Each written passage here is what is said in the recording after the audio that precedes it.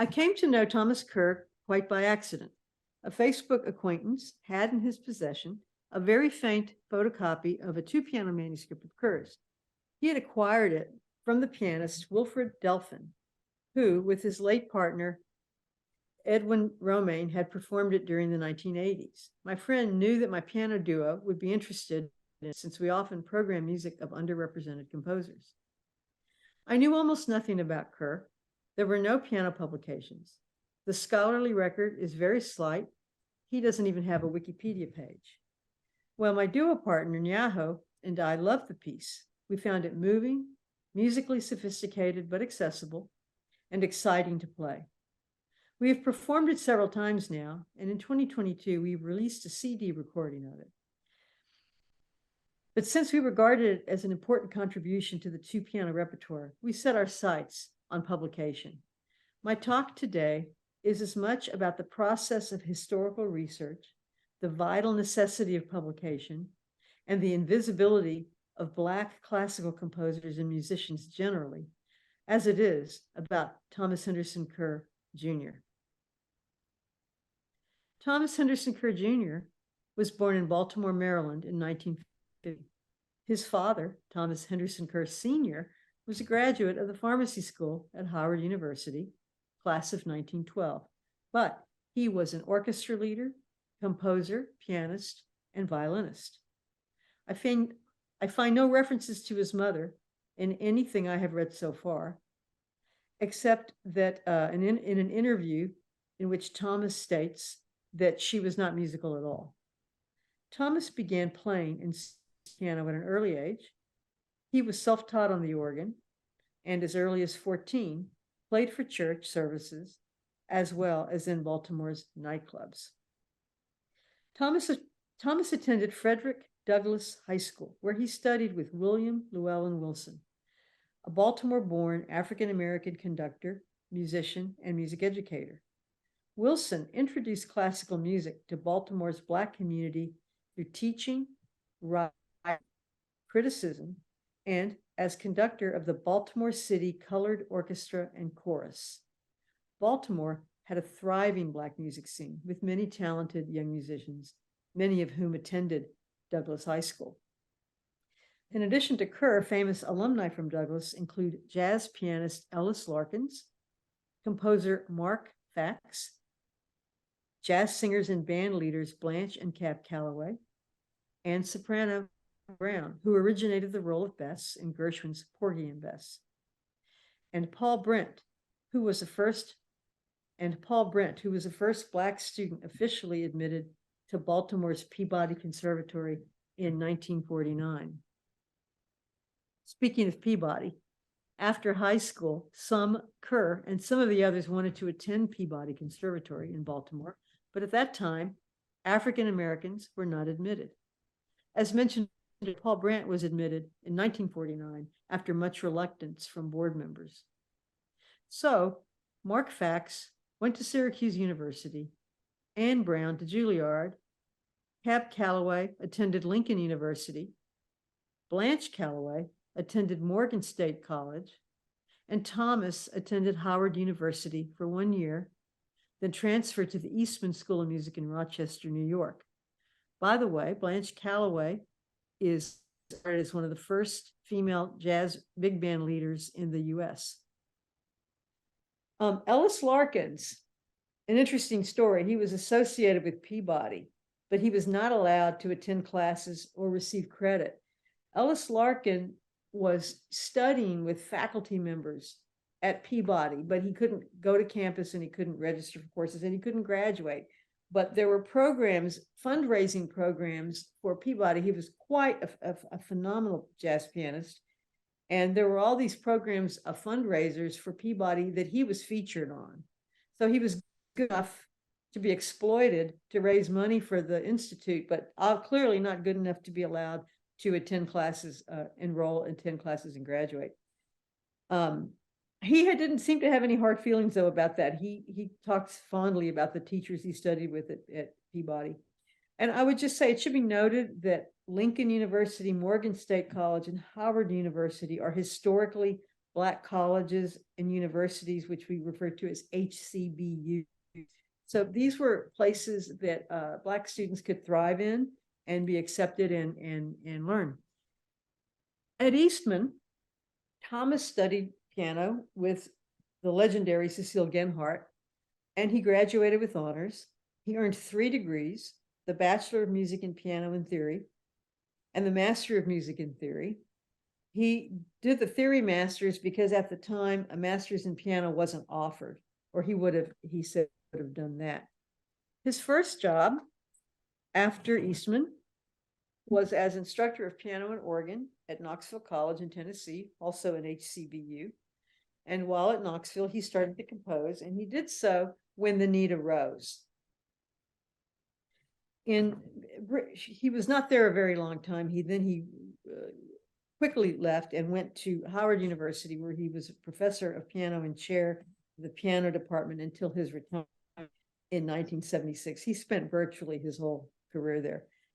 During his tenure there, his career flourished as he composed and arranged music for significant events and indirectly affecting the university, such as the Howard University Centennial, the U.S. Bicentennial, and the deaths on the occasion of the deaths of Franklin Delano Roosevelt and the assassination of John F. Kennedy, and of course, after the death of the Reverend Martin Luther King. For 35 years, he served as the organist at Plymouth Congregational Church in Washington, D.C.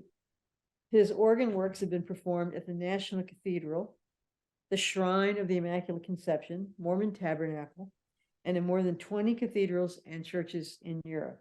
And this number is at the time that the article that I read was written, which has been some time. So I'm sure those numbers have really expanded as his organ works were published and became more popular.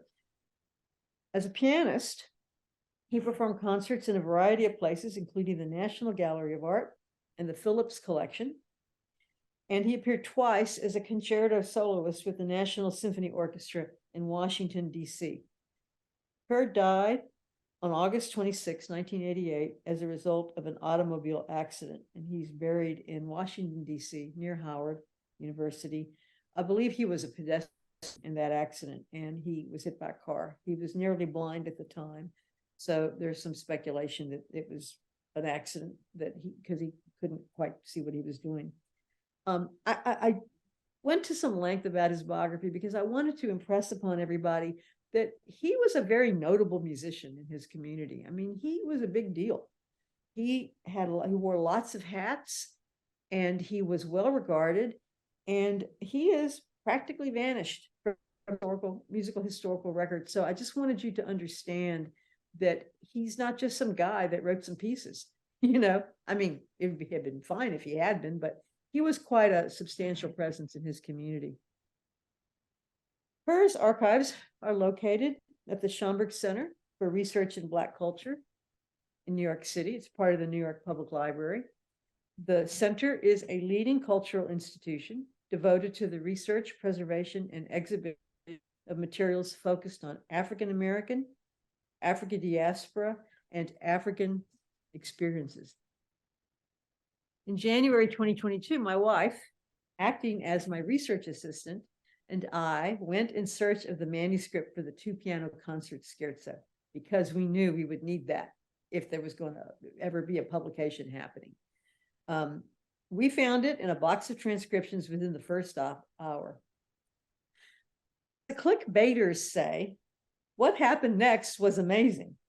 There was an entire world hidden there that included not only dozens of compositions, but a window into a moment in time when Black classical musicians flourished within their community and a network of communities that supported them. We spent 4 full days going through 14 boxes of Kerr's compositions, correspondence, programs, and press clippings. Kerr's catalog, which we located first, a typewritten list of everything that he had supposedly had done.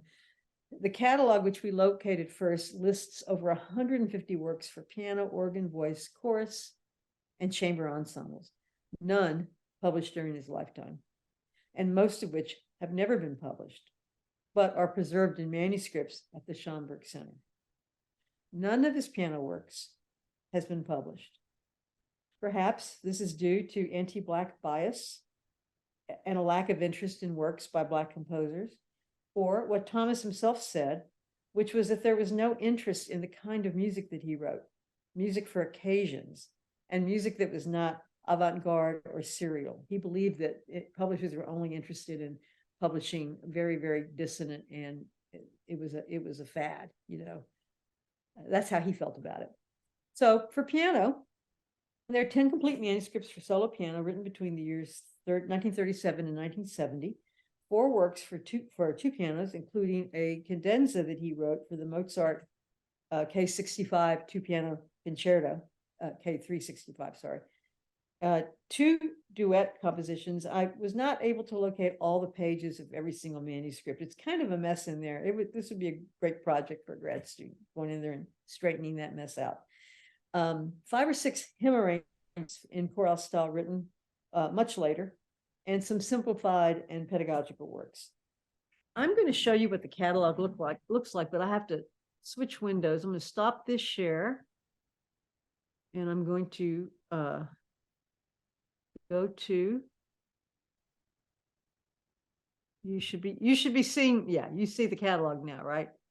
So this is just one version of the catalog. I'm going to go to the top. This is a classified list of compositions arranged by the instrumental medium. So there were others arranged by different ways, but this is the one I thought would be the most interesting to share.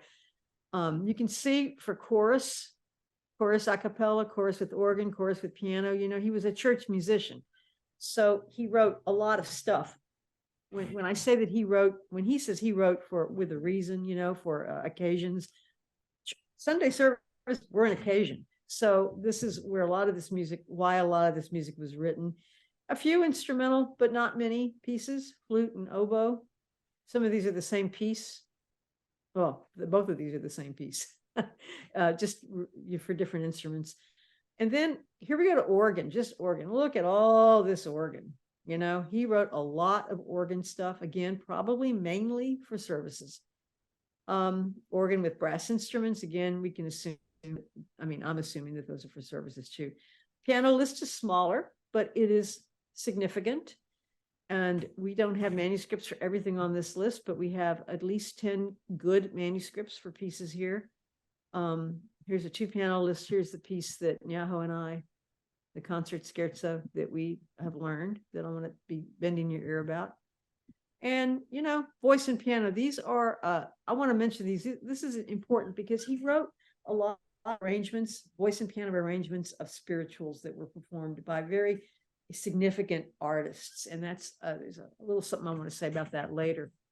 Wind instruments, and then just miscellaneous stuff. So that's the catalog. Now I'm going to go back to, I should say that's one version of the catalog. All right, so here we are again at the, oh, excuse me, I dropped my notes.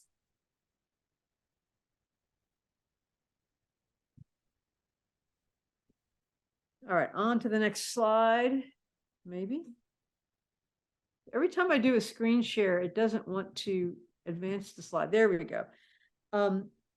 These are the 6 organ compositions that have been published. And you remember that list was very long, but only 6 have been published, and pretty recently. I mean, these were not published, as I said, published during his lifetime.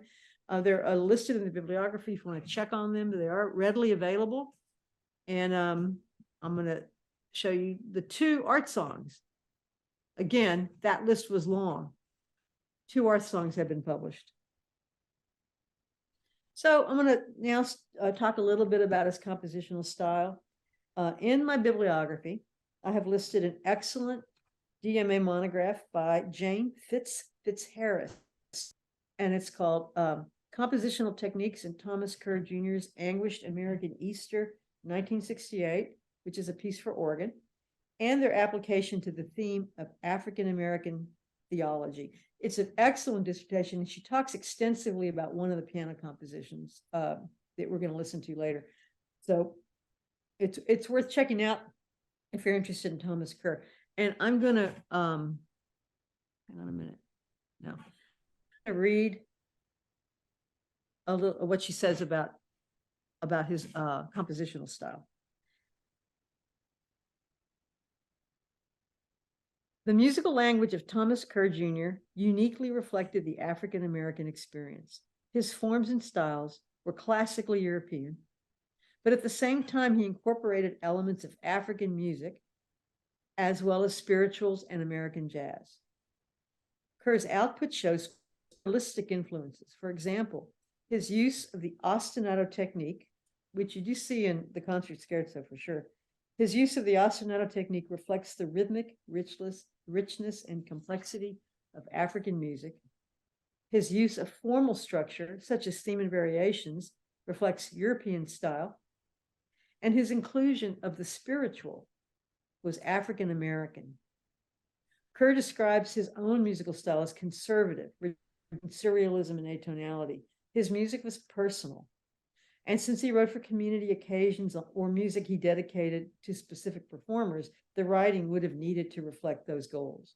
The quote at the top of the slide, I think, is a more poetic way of saying what Kerr is saying about conservative and surrealism and tonality. He writes, "To me, music first and foremost and forever is a language to speak directly to the hearts of the listeners."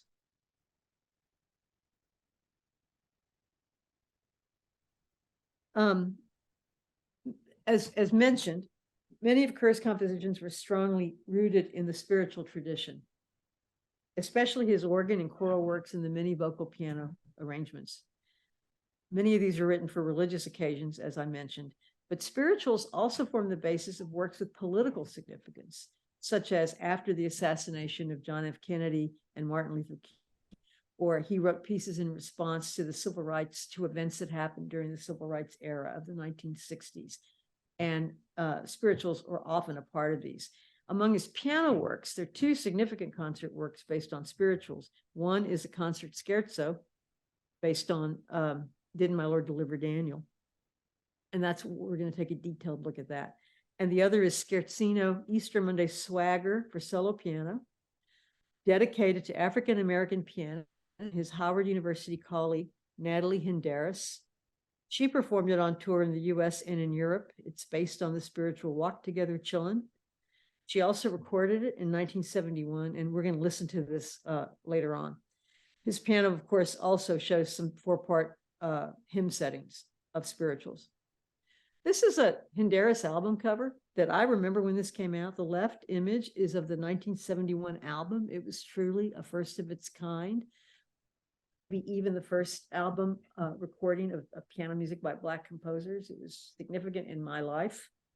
I was probably, I wasn't even 20 years old when this came out, and it just rocked my universe as a young pianist. The image on the right is a 1995 CD reissue. Both of these are out of print, but you can listen on Spotify, and I have a link in my handout. I hope you will listen not just to the Thomas Kerr piece, but to all on that terrific recording. I want to say this about his spiritual arrangements, because this is a little, I think, piece of historical interest to me. His arrangements of spirituals were widely performed in concert and recorded by some of the greatest singers: Jesse Norman, Kathleen Battle, William Warfield, Leontine Price, and a new young guy who's making quite a name for himself named Daryl Taylor.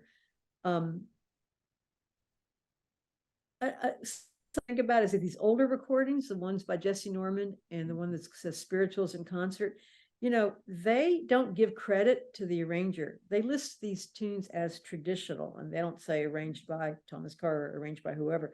And some other recordings only list all the arrangers on a separate, like at the bottom, also contributing to this CD were blah, blah, blah, arrangers. And then they'll list 5 or 6 people.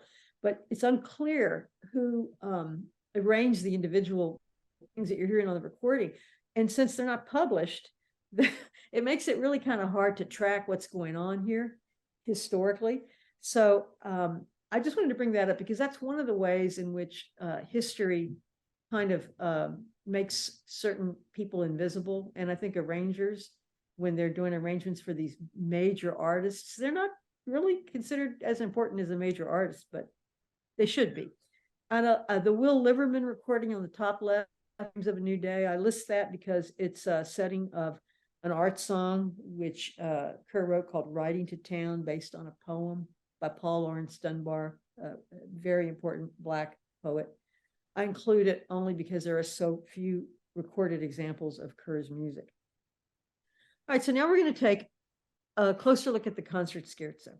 Since this work is based on a spiritual, I would like to first consider the tradition of the spiritual in the Black community.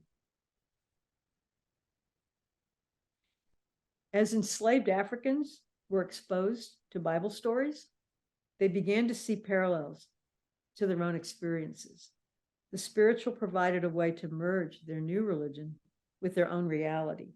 African musical elements such as call and response, rhythmic syncopation, and the pentatonic modality with a recurring minor third motive, which you'll see in Didn't My Lord Deliver, by the way, these items merge with the Christian theology in the spiritual. In Jane Fitzharris's monograph, she writes, the spiritual was the most significant creative art expression of pre-Civil War African Americans, specifically those enslaved by their white owners. The text and music of this unique genre reflect their perspectives on life, death, and the world around them. In general, the spiritual span a variety of emotions and experiences, including hope and despair, joy and sorrow, and death and life. They reflect the intense range of feelings for a volatile people in an oppressive environment. Black history, as witnessed in the spirituals, told the story of the slaves' world and their struggle for freedom. The art of storytelling through music was an African tradition. Out of this was born the spiritual with its oral text and its. I would like to begin the discussion of Kerr's concert scherzo by listening to this recording of Didn't My Lord Deliver Daniel by the great American bass baritone Paul Robeson. And before I start it, you can see that the words on the right, the chorus, verse, chorus structure. And this particular one references the Old Testament story of Daniel in the lion's den and other biblical stories of deliverance from oppressors, followed by the hope of freedom. Let me know if this is not.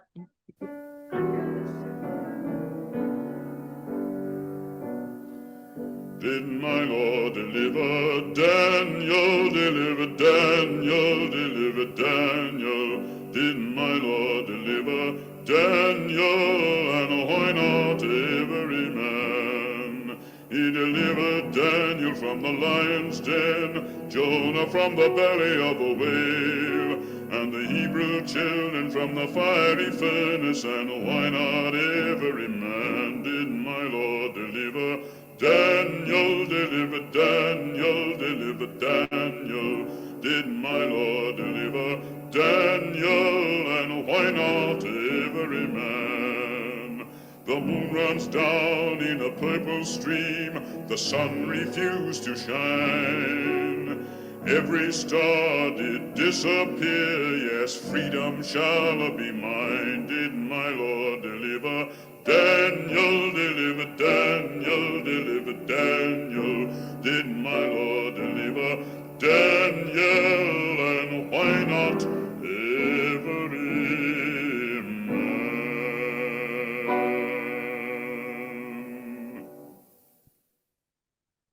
I want you to keep in mind as we go through this piece that there is a chorus, verse, chorus structure. And I want you to pay special attention to the line, and why not every man? That is the question of this piece. And now I will go on. So the concert scherzo, Didn't My Lord Deliver Daniel, was composed in 1940. It was an early work for Kerr, when, according to Kerr, he needed a piece to perform with his duo piano partner, Sylvia Olden Lee, on the Black College circuit. Sylvia Olden Lee herself was a pianist of significance. An important milestone in Olden Lee's career was achieved in 1954 when she was offered the position of vocal coach with the Metropolitan Opera. She was the first African-American musician to hold a position with them. This is a huge deal. So, about the origin of the concert scherzo, Kerr stated, I decided to write an extended work for their recitals, a work based on an Afro-American folk melody, keeping the tune well in the foreground, a la Percy Grainger. The challenge lay in producing a work that was idiomatic for the instrument, virtuosic in its demands, and projecting a number of different moods. Well, one of these different moods was an aggressive allegro barbaro section. To Kerr's dismay, Sylvia Oldenlee hated that part, and refused to play it. So Kerr had to remove it and write a short bridge. Even so, it was met with enthusiasm by audiences in over 20 concerts on the Black College circuit. It wasn't until the 1980s, 40 years later, that this section was restored and performed. A table that is in your handout, and I'm showing it here so I could just explain what this is. Concert scherzo employs a loose theme and variation structure with the spiritual, as we know by now, the spiritual Did My Lord Deliver Daniel as the theme. The table shows the design of the piece, and it does include the allegro barbaro section. The comments in the second column, where it says Kerr's own program notes, those are his own notes written in the 80s. And so if you want to refer to this table as I talk, you might have an easier way to keep track of this. So what I'm going to do now, before we listen to it, is I'm just going to kind of walk you through the piece a little bit so you kind of know what you're listening to. This is the theme. It appears in the piano 1 part to start, in the left hand. I keep saying left hand, but piano 2 part has what Kerr calls a bumpity rhythmic figure with the melody. You can see, did my Lord deliver Daniel? And there's that falling minor third, right? That's a characteristic of African music. So, all right, so that's the theme. Variation 1, you see the theme on the top in piano 1, still in piano 1. It's being reharmonized over a more syncopated accompaniment. But on the right side of the screen, you see I'm going to back up by saying, let me back up a second.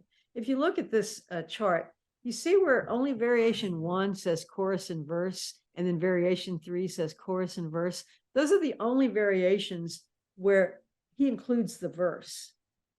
And so variation 1 is, time you see the verse here.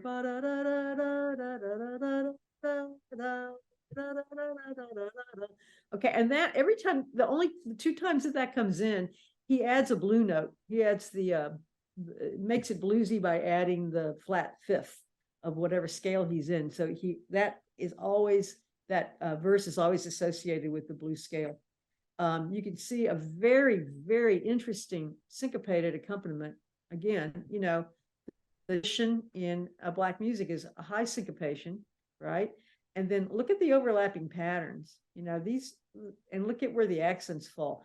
This is a very difficult kind of a pattern to negotiate. You struggle with that. It's very, very complicated physically. And this variation will modulate to B flat minor, which is the infamous allegro barbaro. And Kerr writes, this second variation is a greatly expanded version of the original theme, barbaric in nature, punctuated with extreme accents and agitations. To me, and of course, this is a variation that Sylvia Oldenlee refused to play, but to me, this is one of the most interesting variations. It's extremely dissonant and dense, with the chorus melody appearing in augmentation. You can see this on the second line, this augmented verse. Very chromatic, and in the texture kind of suggests a brass choir, like, antiphonal brass choir. Well, not antiphonal, but just a brass choir. And the whole thing has an air of brutality to it. And that's indicated by these accents. Again, very difficult. If you look at the placement of these accents, they're all staggered. And I play piano too in this recording, and I got to say, I struggled mightily So what happens in this variation is the piano one plays a tune, and then it comes all the way through all the way through the chorus, and it stops. And then the parts switch, and piano two plays a variation on that with the chorus. But before the last line of the chorus, the last line is the line that goes, and why not every man? There's on the right here, you can see an abrupt texture change. This is the same variation, an abrupt texture. Oh, I misspelled imitative. I'm sorry. Abrupt texture change with imitative treatment of the last line, the melody of the last line, and why not every man? And I have to say, as a performer, I can't but help to understand these contrapuntal voices as representing voices. Why not every man? The voices of every human being that struggles for freedom, that is not free. And since he saves this kind of writing for this exact moment, it doesn't, there's no other place in the piece where it's highlighted like this until the very, very end, which I'll show you in a minute. But I think this is kind of for me, this is a significant interpretive moment. Very cool. I'm sorry she didn't want to play it. She missed out. This is variation 3, Andante sognando, which I think means dreamily. And the notes say Andante sognando, which according to the composer has been, and he would write in the third person when he wrote these program notes. He would say the composer this and the composer that, but he was writing, right? So he writes, according to the composer, has been dubbed Plantation Love by Mrs. Hobson. Mrs. Hobson was his second wife's duo piano partner, and they toured with this piece in the 80s. So that's who Mrs. Hobson is. And she called it Plantation Love. Its cantabile, dreamy, nostalgic qualities may explain this subtitle. This is also the only other variation where the verse comes in again with this bluesy hint. These two variations I grouped together because they kind of run, they're short and they run into each other. He's now back to, I didn't make a big deal about the key changes, but this was in B flat minor. This is the first move away from the tonic. This is major. And now he's back for the duration in G minor. So this piece is a scherzando, kind of straightforward, followed immediately by this, again, straightforward scherzando, still scherzando. Variation 5 he writes is, variation 4 he writes is humorous, variation 5 is mysterioso. He writes stated variation 5, the stated through a pizzicato bass overlaid with light rippling figures in the soprano. Variation ends in crashing chords and a descending glissando, foreshadowing the finale, a large-scale elaboration of the original theme. You won't be able to miss that spot, I promise. Let me, something's in the way here. All right. This is the finale, the final variation, marked tempo grandioso. And he writes, gathering speed and increased energy, the finale is extended through a heavily accented and syncopated figure derived from the theme and driven headlong towards a decisive, dramatic, and thunderous final statement. I happen to think that the accompaniment here is a lot like the accompaniment, on variations here, variation 6. It's the same kind of pattern, but here it's kind of lighthearted and humorous. And here it's kind of scary and heavily pedaled. You can see that he writes, these are Kerr's pedalings. He writes these long, long pedals. And on the next page, on the right side of the screen, this is again the tune that is the setting of the words, and why not every man. And you can see the texture has changed. As it did the first time we heard and why not every man. The writing is chromatic and harmonically complicated. And just look at those accidentals, you're just going to want to pull your hair out. Finally, we get to the coda, which is quick, a short coda, exciting, and just utilizes that minor third, descending minor third pattern of the opening. And that is my quick, maybe not quick enough, but quick rundown. So now we're going to listen to the piece, and I'm going to try to I'm not showing the whole score. I'm just showing the slides, just to kind of help you know where you are. Let me know if this isn't playing.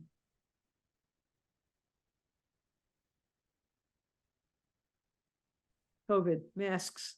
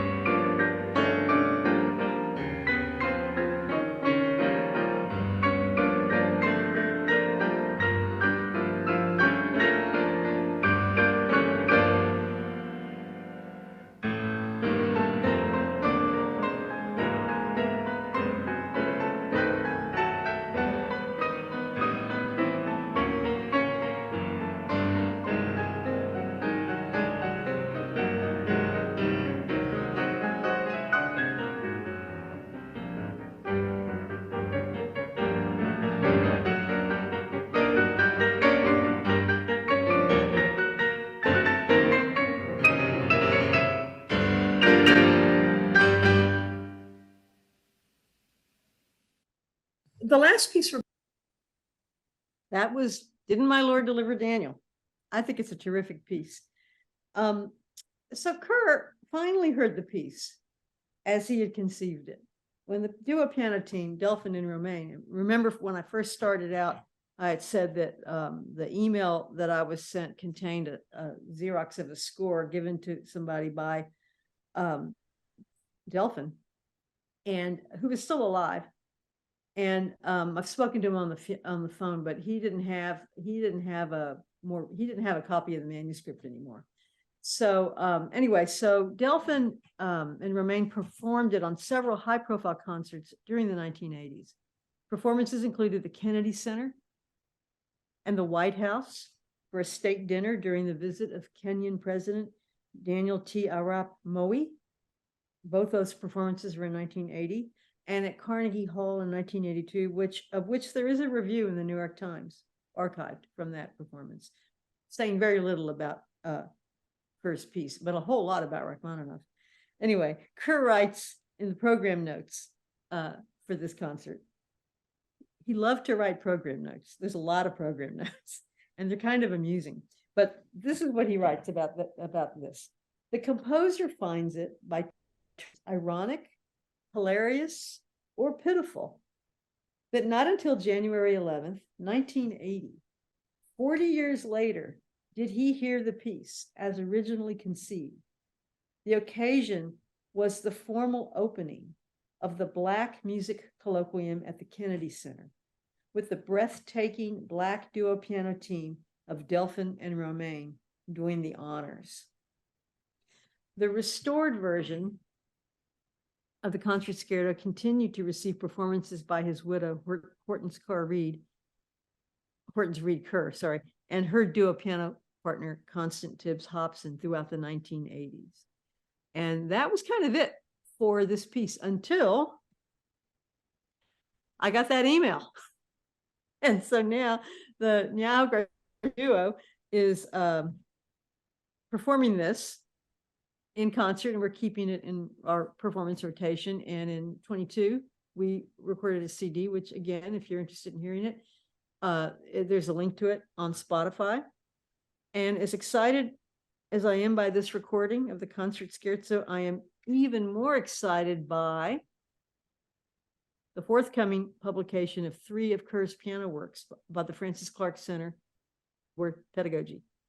The concert scherzo, the Scherzino Easter Monday Swagger, and a piece called Dance Etudes, 7 vignettes of dolls and pets.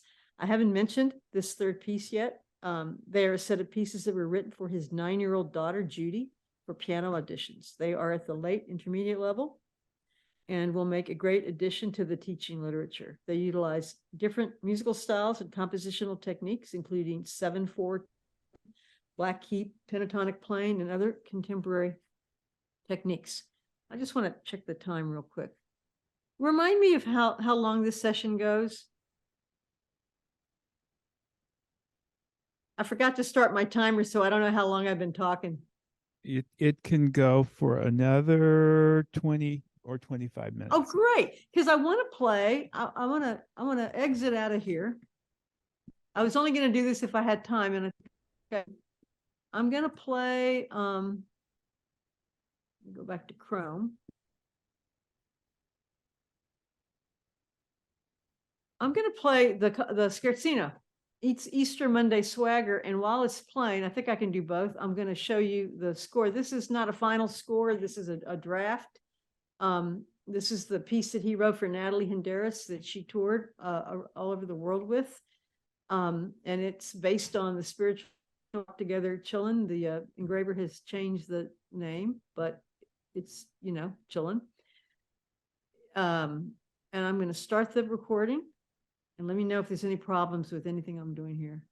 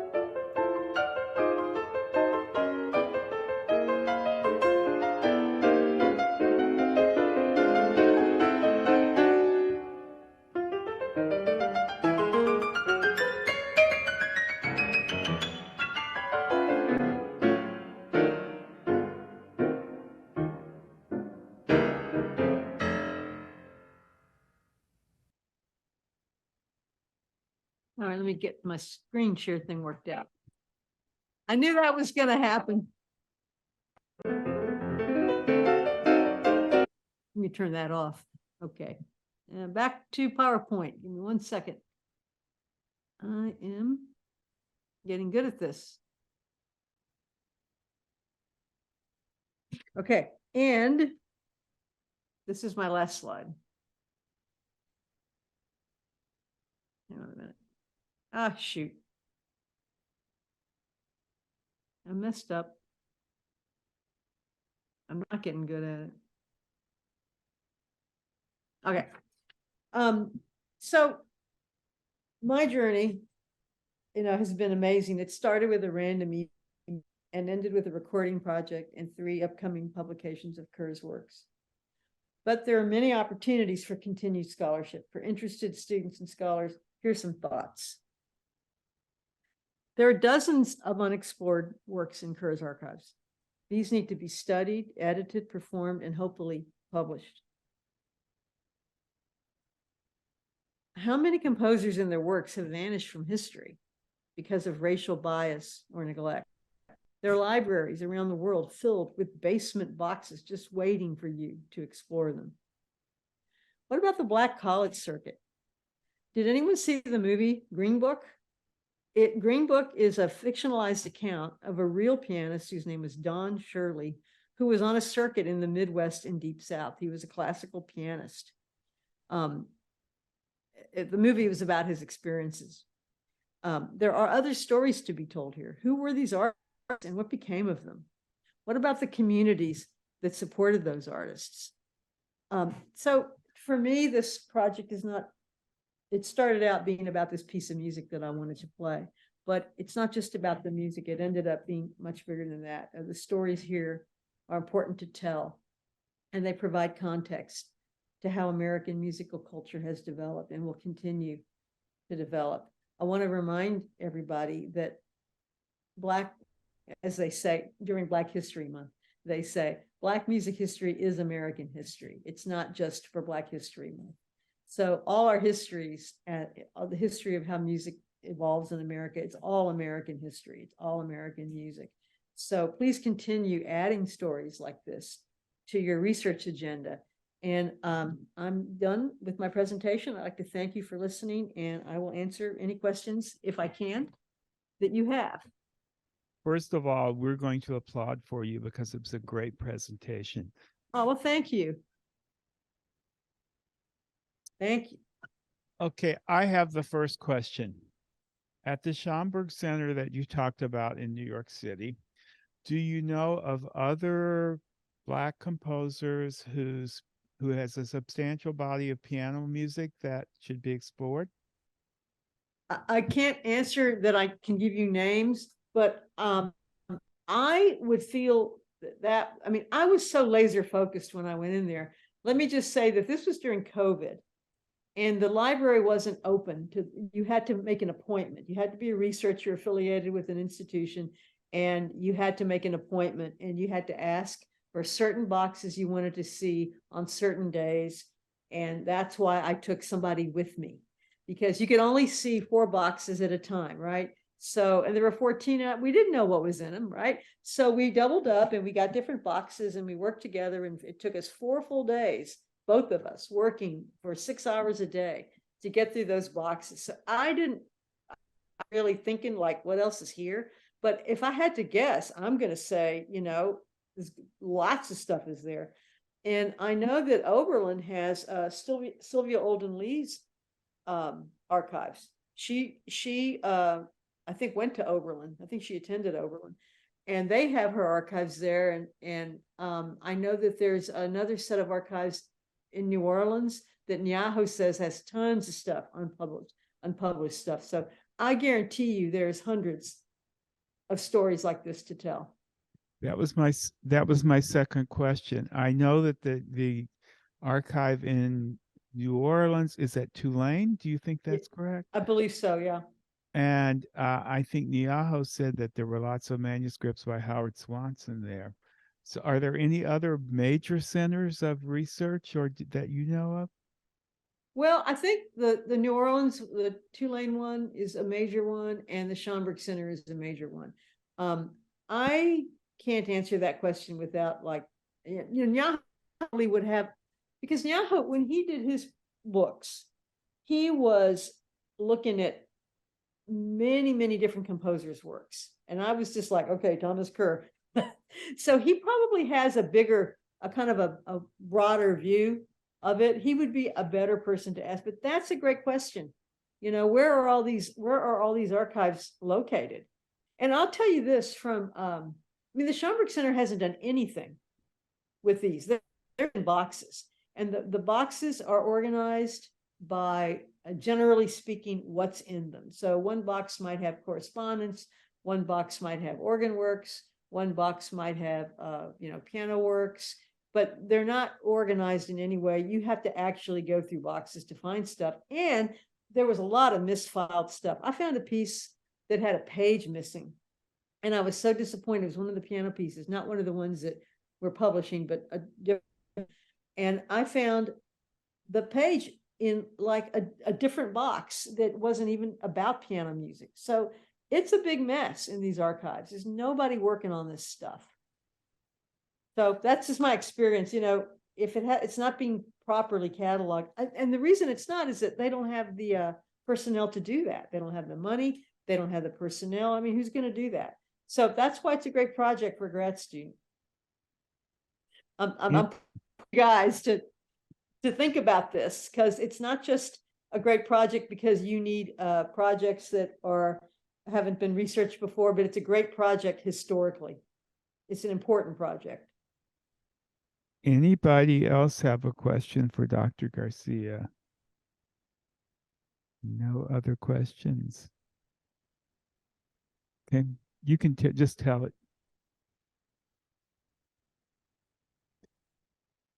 When is your website going to be up on Thomas Kerr? Well, one of the that wasn't exactly the question, but I rephrased it. Well, here's some things that are on my agenda. I want to preface, before I answer that, I want to say to everybody in the room that I am not a music historian. I'm not a musicologist. I'm a pianist. I have my master's in piano pedagogy, and I have my doctorate in piano performance, both from the University of Texas. I am not a trained researcher in any way, but so I'm not, I hope you don't walk out of here saying, oh, well, she knows what she's doing. She's a music historian. I am not. I'm just like you guys. So I'm just a person with an interest, and I'm smart enough to be able to go figure out what needs to get done, So to answer Gail's question, things that I think need to happen once we get these publications out. I need to get a Wikipedia page up just as a basic place to put the references that I've gathered. I did not know this about Wikipedia, but I have already started that process. But you can't put up content unless it's been published someplace already. So I can't put up my independent research on a Wikipedia page unless I have gotten it from, unless I've published an article that has this research in it, then I can link it to that page. But I can publish on the Wikipedia page stuff that I've gotten from the Schomburg Center. They have a web page with really basic information. So my goal is to just start by getting something basic set up, linking to the Schomburg Center and any dissertations and recordings that I've located, and then write a couple of serious articles, get them published. I'm sure they'll be easy to publish because it's an interesting topic, and then build the page. So that's where I'm going right now. That's my next step. I saw in your handout underneath the dissertation, there was an article, I believe an article published. Is that correct? The one by Hortense Reed. Yes. Reed Kerr. Yeah. Well, this is interesting. It's funny. That was an article. It was on a web page linked to a journal that didn't have very many issues. And the volume number that it said it was in, when I went to like JSTOR to look for the volumes, I found the volumes, but that article wasn't in any volume that they had published. then when I went, but I know that she wrote the article because I found a draft of it in her box in the Schomburg Center. So I mean, it's the article that I have actually had my hands on in a manuscript form. But when I went back a couple of days ago to look at the link was gone. The link was no longer live, and this is one of the problems with publishing on the internet. But luckily, I don't know if y'all know this about this thing called the Wayback Machine. Y'all, not if you know what the Wayback Machine. Well, I know about the Wayback Machine because I have a website for a business that I run, and sometimes we have had to go back to things that had, previously been published. And there's a Wayback Machine is a site that archives old pages. So the page can be gone from the internet, but the Wayback Machine allows you to find it. And it's a Google plugin. So I went in, I plugged in the Wayback Machine, I put in the URL that was dead, and I got the archived page. And so in my handout, the link that in my handout is the archived page. I believe it starts with, web archive dot something. So that will get you to the page. But if that ever disappeared, that would no longer be available. And it's a good article. It's a good article. I asked the question because you had piqued my interest in reading it. Well, a lot of what you heard me say today came out of that article. Okay. All right. But a lot of the things that I said about things that Thomas made or his program notes, those were little, I found handwritten program notes and I found typed program notes. And those are all unpublished. All of that stuff is unpublished. Okay, I'm asking all the questions.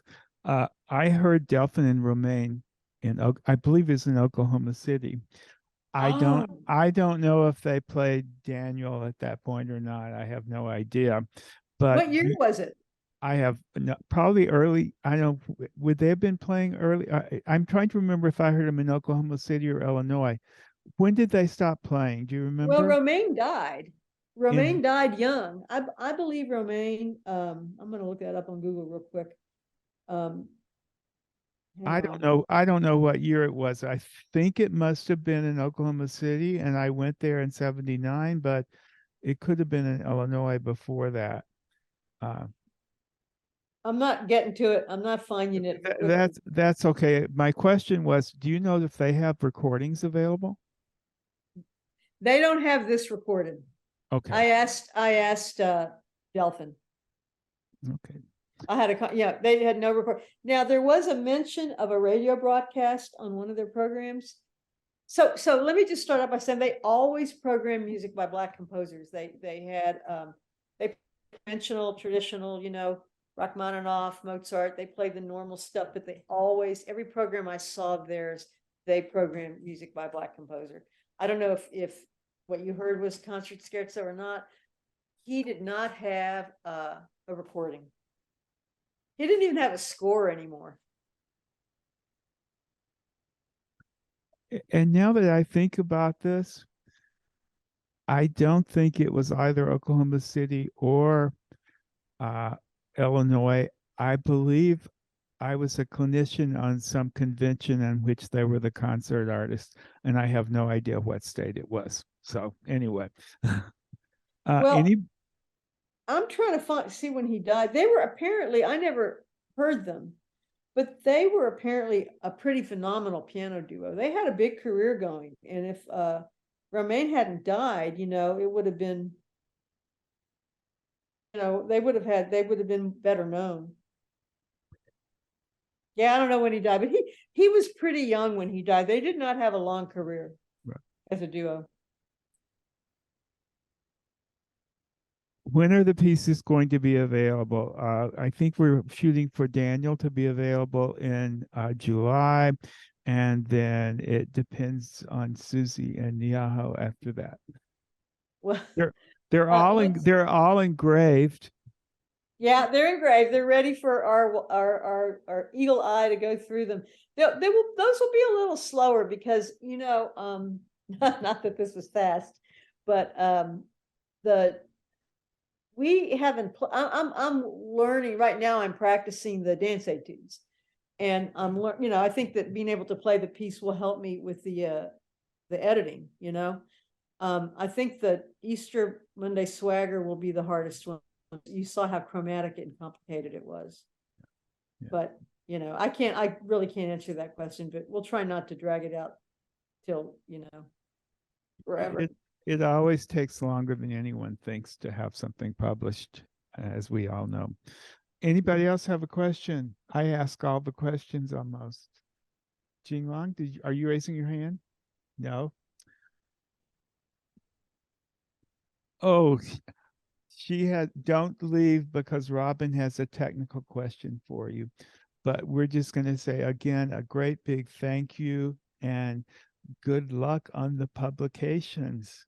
Well, good luck to both of us on the publication. Exactly. Thank Okay. you for being so attentive. I hope you were inspired to learn about something that you probably knew absolutely nothing about, as I have been inspired by this process.